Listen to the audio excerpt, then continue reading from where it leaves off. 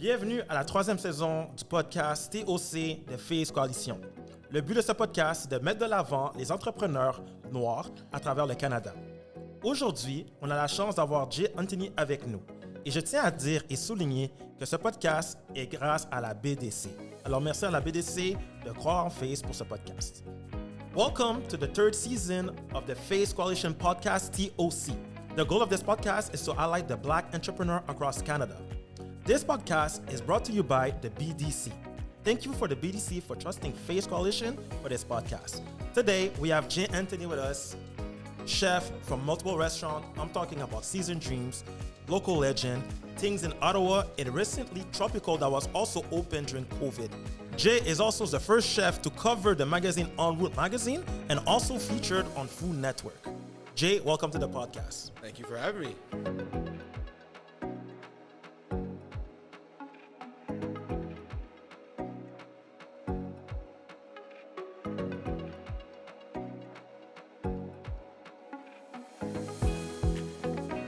So Jay, I did talk a little bit about who you are, but I feel like you can also tell us a bit more about yourself. So tell us about who you are and a little bit about your journey.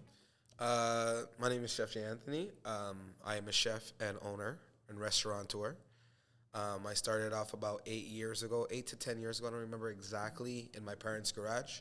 And since then, I was able to open multiple restaurants. I was able to be on the cover of magazines, Food Network, and also able to brand myself and my brand, which is Tropikal Restobar, in the last year and a half as one of the premier restaurants in Montreal. I've done so much across the board in terms of Canada, and we still continue to push the envelope through Caribbean cuisine and our culture. What I like about you, Jay, is the fact that not only you're a chef, you are a personality across Canada, and your restaurants are very popular. I'm a big fan of your restaurant, Tropikal, but I've been a fan of Seasoned Dreams and a fan of local legend. Mm-hmm. Now, talking about that, Jay, I know that many people love food, right? Many people love to cook. Many people like me love to eat. But it takes a lot to decide to actually start a business around food. So how did you start your business? How did your journey start? Well, I started off as a caterer. Like Seasoned Dreams started off as a catering company, right? And I was very green. I didn't know anything about business, anything about DIS, anything about taxes. Like anything that came in went out. That's basically just how I started, right? I took a lot of losses. And once I started to understand the business and started to like learn from a lot of people and my losses, which I won't call them losses, I'll call them lessons. Mm-hmm. I was able to scale and open my first brick and mortar, which was Seasoned Dreams. It was a small 500 square foot location. I used to sleep downstairs in the basement and cook upstairs. And it was the turning point of my whole culinary career. Wow. Maintenant, qu'est-ce qui est vraiment important et quelque chose que j'aimerais vraiment amener durant cet épisode, c'est le fait que tu as décidé d'ouvrir un restaurant lors de la pandémie. Mm-hmm. C'était quoi ton idée derrière ça? Comment ça s'est déroulé? Mais j'ai ouvert 2 restos durant la pandémie. And the reason I opened 2 restaurants is because I believe that my food is a niche market. So when I say niche market, I mean like you can't get the certain dishes that I create down the street. You only can get it at my restaurant. Regardless, say it might be Portuguese chicken or jerk chicken. Yeah. Just the things that attribute to the dish itself, it's not the same at all. So the reason that I was able to open 2 restaurants during the pandemic and both do extremely well, I knew that you can't catch up to me because I'm always creating, I'm always pushing the envelope, I'm always marketing myself, I'm always trying to do the outside box kind of shit. Yeah. So I wasn't afraid, and when the first pandemic hit was on my Ontario restaurant, which was Ting's, and I literally worked 7 days a week because I was a chef and owner, so I did everything. So I worked 7 days a week, I did all the prep, whatever, and because of everything that the government was giving, all the money that we were making was just a plus. So it really helped us out as well. So it was a good. The pandemic wasn't as scary for me as it was for other people. Yeah, but one thing I would like to highlight is the fact that when you cook, you actually make a fusion of food, right? Let's say we talk about your restaurant Tropikal, located in Montreal. Mm-hmm. It's not like an Asian restaurant, right? No, it's a restaurant that people can find Caribbean food. Exactly. Right. But also, when I talk about fusion, is the fact that, I mean, I've known you for many years. You're able to take, let's say, the culture of Quebec, let's say poutine, and bring your own touch to it, and you create, for example, the jerk poutine, right? Right. Fun fact, Jay is actually the one that created the jerk poutine. I think we can find that on Google as well, right? Yes, you can find it on Google. I created all of them, actually. The griot poutine, the jerk chicken poutine, oxtail poutine. Those were like my first like dishes. And then I don't want to say fusion anymore. I feel like it's really way too overused. We say like modernize. Okay. That's what I like to say. Perfect. So I would say what we were able to do is that we took like fusion kind of and we modernized our dishes. Like I would say from the time that I opened Seasoned Dreams in 2012 to where I am today, I feel I'm a lot more cultured as a chef. So, and what I do is, yes, we still have our mac and cheese, we still have our poutines, but we're trying to like upscale food in a sense. Like obviously it's very comforting, poutine's amazing, whatever. But at the end of the day, I really want to highlight African diaspora food from Guyana, food from Haiti, food from Dominican Republic. I want to really highlight how much parts of the Caribbean have this delicious cuisine, and it can be upscaled where it feels like a gourmet dish. Nice. Maintenant aussi, la raison pourquoi j'ai amené ce sujet, c'est le fait que lorsque quelqu'un va dans un de tes restaurants, il ne s'attend pas juste à manger une certaine place, mais la personne peut revenir une semaine après, 2 semaines après, et il y a toujours des nouveaux plats qui sont préparés. Tenant ça en compte, est-ce que ça a été difficile pour toi d'amener cette culture de restauration-là pendant la COVID, et comment tu as fait pour te différencier des autres pendant la pandémie? C'est pas difficile pour moi, pas du tout, parce que la raison que je suis vraiment, moi je pense que je suis vraiment créatif. The thing about it is that not everybody has their own particular dish, right? So I usually touch on different parts of the Caribbean or African, which are very known and easy to educate, because a lot of people don't know Caribbean food. Yeah. They don't have any clue what it is. And the only time they know is because they've been to Jamaica and they had jerk chicken. Yeah. But they don't go to Haiti. They don't go to certain spots because it's not, quote unquote, very protected right now in terms of certain parts of the Caribbean. So you can't taste the seasoning, the marination, the texture, what we put into our food. We grew up on it. So we know, like I've tasted Scotch bonnet peppers since I was a baby, because that's what my father grew me up on, and my grandparents, and moving forward. But the reason that our food is so interesting, right, is because it has like all different aspects of when we were like basically colonized, right? So we have Spanish influence, we have French influence, we have different influences which help us create and educate people when they come into our restaurants. So I was able to tap into that very easily. I love that.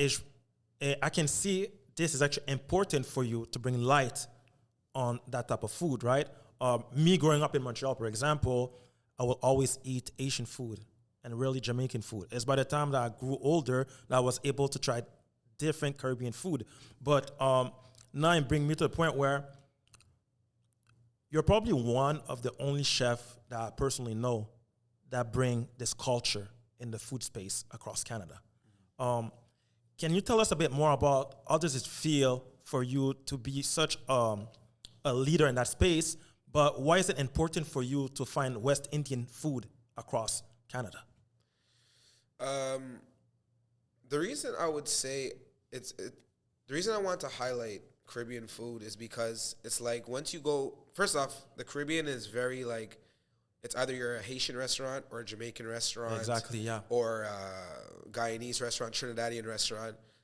But if you look at other cultures in terms of Italy or Mediterranean, Italian restaurant's an Italian restaurant. Regardless if it's from Sicily or a different part of Italy, it's still an Italian restaurant. Mm-hmm. So if you look at the Caribbean, why can't the restaurants from the Caribbean just be a Caribbean restaurant? And I understand why, because like you will never understand Trinidadian curry and roti and stuff like that if you're Haitian. I know a lot of even Haitians don't even eat curry, right? So there's a lot of reasons why I want to highlight the Caribbean as a culinary space, right? So I wanted to like basically highlight a lot of our foods and push it because a lot of people are not educated, and it's not to say it's sad. It's just something that we weren't able to push it ourselves because we haven't tapped into it. I'm half Trini, half Bajan, but I grew up with Haitians, and my aunts are Jamaican. So a lot of the food that I was able to taste as a young child, I was able to know how it tastes. Like if you don't know how something tastes, you can't cook it because you're like, okay, I followed the recipe, but is that how it tastes? Yeah. So the only way you'll actually try to understand and taste is if you try it from a grandma that makes it from her own kitchen or a country. So, and because I was able to have all these different amazing foods and palettes and touching everything, I was able to spark, I know as a young child, I was able to understand these dishes and I've been cooking my whole life. So I was able to just create. It's just very easy for me to create dishes. Yeah. That's why I change my menu so often, and that's why I'm able to create so many dishes that are now in staples in a lot of restaurants in Montreal, Ottawa, Toronto. So, yeah. But you see, this is what I like the most too, because now people that are listening to this podcast, you do clearly understand that, first of all, Jay is passionate about what he does, but also his goal is to bring awareness on the culture. Right. But also the reason why we're doing the podcast today is because Face Coalition actually help you in your journey as an entrepreneur. Can you tell us a bit more about that? Yeah, of course. Face was able... Okay, so Face is, first off, I just want to say thank you to them for helping us out through everything, especially because we opened a restaurant during the pandemic. Yeah. It wasn't easy. It wasn't easy, but it wasn't hard as well. But also Face was able to help us scale our business. And when I mean scale, I mean able to do renovations, able to hire more staff. I have over 30 staff, which is a great accomplishment, and we're expanding, and that's also thanks to Face as well. We're able to do so many things in terms of when you look at, and I would say empire because Tropikal will be an empire on all the parts which make an empire. So HR, speaking to different liquor companies, able to like really do a lot of leasehold improvements in terms of what we offer in our restaurant, and because of Face, we're able to do that a lot quicker than if we would have to do, we're able to do that a lot quicker because of the funding from Face. And that's what I would say. Face really helped us like push the envelope in terms of scaling our business. And just a question like that, if it wasn't for Face, would you be able to tell us how many years it would have taken you to get to the level? I would say another 2 years, because usually in restoration it takes you 3 years to actually start to see profit. Yeah. Right? Because the first year you inject so much money, you do so much leasehold improvements, there's so much money that goes in, so much money that goes out, nothing coming in. It's only after the first year you pay off your debt. Yeah. Second year you kind of see a profit, but the third year is when you really start to see a good amount of profit. So I think it would take about 2 to 3 years. So already 2 to 3 years there, but the other thing that people might not take into consideration is the fact that with that type of funding, it puts you in a position where you can just focus on what you do best, create. And coming with that result, your restaurant was named in the top 100 restaurant within 6 months, right, in Canada? Yeah. Can you tell us a bit? Wait. Laisse-moi dire la question. T'aimes la question? C'est bon, c'est posé? Yeah, vas-y. So, can you tell us a bit more about that? Yeah, we opened our restaurant. I don't know why I always open restaurants in March. It always happens. It's my birthday month. That's why. Yeah? Okay, that's amazing. That's good. So I opened in March, and from the time we opened, because of Top Chef Canada, also Wallace Chefs, and me being featured on Food Network, I was able to a lot of these magazines and I would say like notoriety and publications were contacting me and wondering what I was doing next. I knew I was going to open Tropikal. We were going to actually open it on Saint Laurent, but we decided to open it on Notre Dame. And once we opened, it was very difficult because first off, there was no indoor dining. There's no indoor dining, but a lot of people gravitated towards the takeout because I was doing a lot of different things. I was actually back and forth in Ottawa, between Ottawa and Montreal, and with my beautiful son. So it was very hard for me to balance everything, right? So I had to close Ottawa. It was a ghost kitchen. We had 2 concepts. It was a Caribbean fried chicken concept and Caribbean food.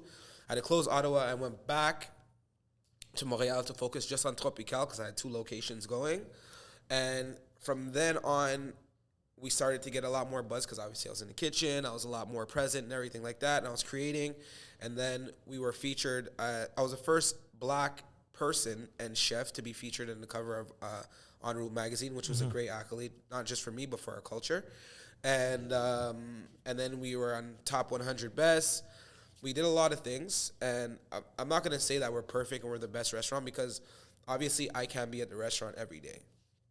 And the way the world is working now, to find very good cooks and chefs to do exactly what you do is very, very, very, very difficult in terms of front of the house and back of the house. And when I mean front of the house, I'm talking about service. And when I mean back of the house, I'm talking about our kitchen staff. Yeah. So obviously we had our ups and downs. We're not perfect. We always try to make things a lot better in terms of what we're doing, in terms of what we offer at Tropikal. But that was one of our main issues, right? So once I was able to come back, I was able to like change the way things were working a little bit, and then we were able to like catapult and win all these things and become like a big restaurant in Montreal, and very known restaurant. And totally. Et maintenant, on parle d'un restaurant, mais quand ça vient à une entreprise, qu'est-ce qui est vraiment important, c'est le marketing. Right. Je suis un gars de Montréal, alors je suis au courant que où présentement Tropikal est situé, avant il y avait un autre restaurant. Puis malheureusement, ce restaurant-là a dû fermer. Ouais. Ce qui laisse croire que est-ce que la location était bonne, mais en même temps, ton restaurant est occupé, alors tout revient au marketing. Ouais. Alors, est-ce que tu peux nous dire un peu plus de qu'est-ce que tu as fait quand ça vient au marketing, quand tu as ouvert ton restaurant? That's a good question. When it comes to marketing, I believe that creativity is bar to none. I understand Instagram is a tool, and Instagram is a tool that it's free for now and helps us market our business the best way possible. Obviously, word of mouth when it comes to food is still the number one, because word of mouth is word of mouth. But when you're to reach a broad audience and very quickly with just a button helps you scale your business in so many ways. So, and because I have a strong social media platform, and Tropikal's Instagram went to 10,000 followers in less than a year, we were able to create different concepts, to push the envelope, to be like, okay, we're gonna do R&B night on Wednesday with martinis. We're gonna do like an event, turn into a supper club every Friday, Saturday.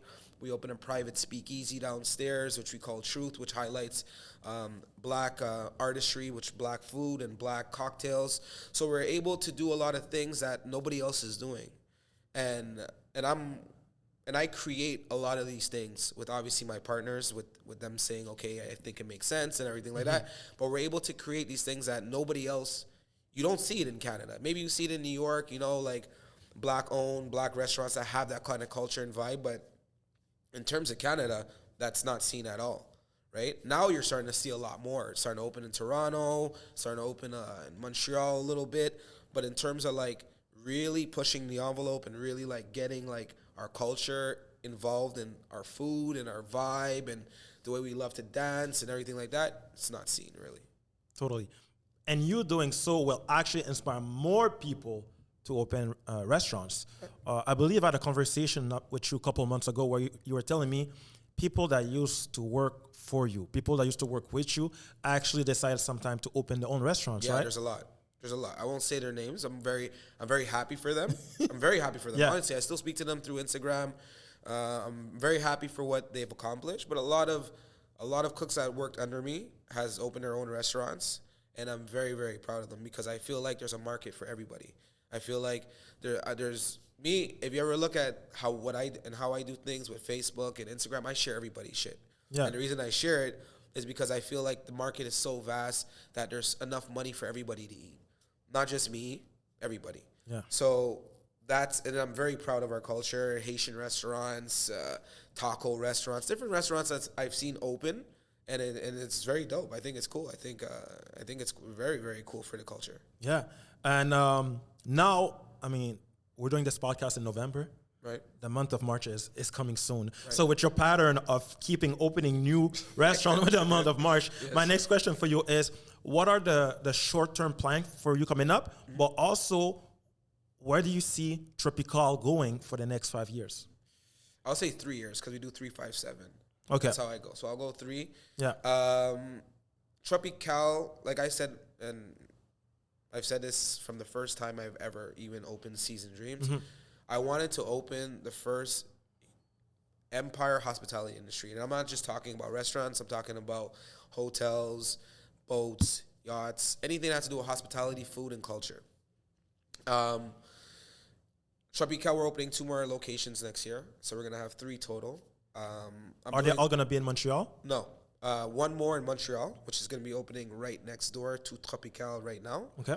It's going to be, it's going to be like more of a cafe kind of Caribbean restaurant. I can't tell you the name yet.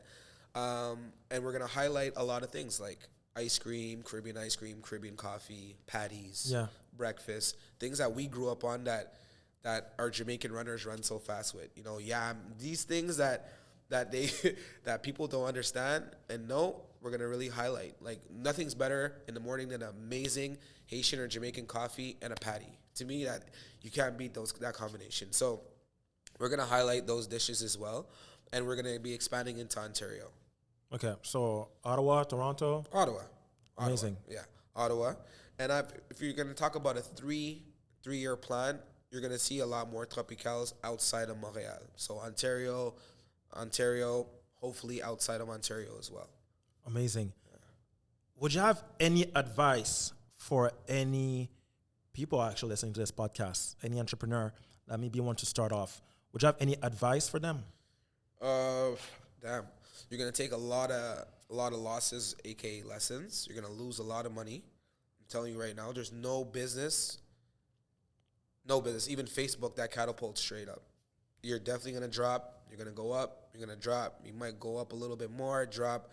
And I've been in this business for 10 years, and I'm telling you, I've lost over 400,000 easily. Wow. Easily. Okay? Yeah. And I haven't stopped. And I won't stop because it's a passion of mine. I love it. This kind of business is, I would say, one of the hardest businesses in the world. And if you don't love what you do in any business, it's not for you. So I would say, one, you have to have a lot of grit. You have to have a lot of grit. You're going to have to learn how to deal with a lot of personalities because you have a lot of employees. You're going to have to just always keep your head on a swivel. You're going to cry a lot in your car. You're going to deal with a lot of shit, but continue pushing. And I could guarantee you're like right there. You know, there's a meme like there's 2 guys and one guy's digging for a diamond and the other guy just stops and the other is right there. But doesn't know. He decided to quit before. Exactly. So I would say be like the guy at the top. Continue digging for that diamond and you'll get there. And what about people that are thinking about raising financing first? Would you have anything to say about that? I would say first, incorporate your business. You know what I'm saying? Make sure every single dollar you make for your business goes into your business account and not in your pocket, because you want to show that you're able to scale your business, make money, because nobody believes that you make money if you say, oh, yeah, I have a whole bunch of cash. Like, you're telling me something that I can never touch. It's not a tangible thing.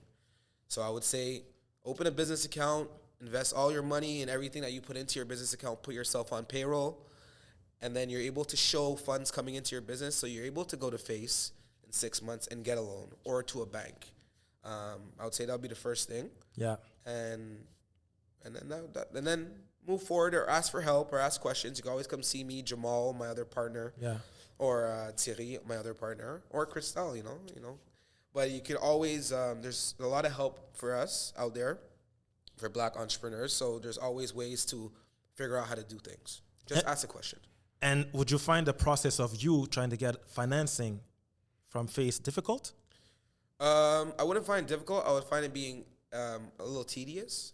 It's not difficult, but it's just like any other bank, They're giving you money and they want to know how they're going to get their money back. Yeah. So you got to figure it out. You got to make sure all your dots are in order and make sure you're running your business properly, because nobody's going to invest you if you don't know how to scale your business properly anyway. So I would say really be very tedious with what you're doing. Et ce que je veux rajouter par rapport à ça, c'est le fait que lorsque tu fais une application avec Face, le fait qu'il te demande beaucoup de questions, ça te permet aussi de te questionner sur ton entreprise. Ça va te chercher encore plus loin sur comment tu veux faire de l'argent, c'est quoi ton plan à court terme, c'est quoi ton plan à long terme. Alors, Jay, merci beaucoup pour ton temps aujourd'hui. Merci beaucoup d'être le premier de la nouvelle saison du TOC Podcast. Merci. Avant qu'on termine, est-ce que tu aurais un dernier mot pour nos auditeurs et auditrices? I just want to say again, thank you to Face. Thank you for having me here today. And we're going to continue pushing the envelope. I say that a lot. And the reason I say it is because when you do that, you break barriers, like I tell my son all the time. And that's basically it. I'm just thankful for everything that God's blessed me with, and we're going to continue going. Thank you everyone for listening to the podcast. If you have any questions, do not hesitate. You can always contact Jay directly, like he said. But also, thank you for listening to this podcast. It's very important for us to bring awareness, to bring highlight across our community, because together we will succeed. And thank you for the BDC for trusting us for this podcast, for this third season, right? Right. Just the fact that it's actually the third season, this is amazing. Right. For any question, do not hesitate to follow us on social media, contact us. And on that note, I'll see you on the next episode of the TOC podcast.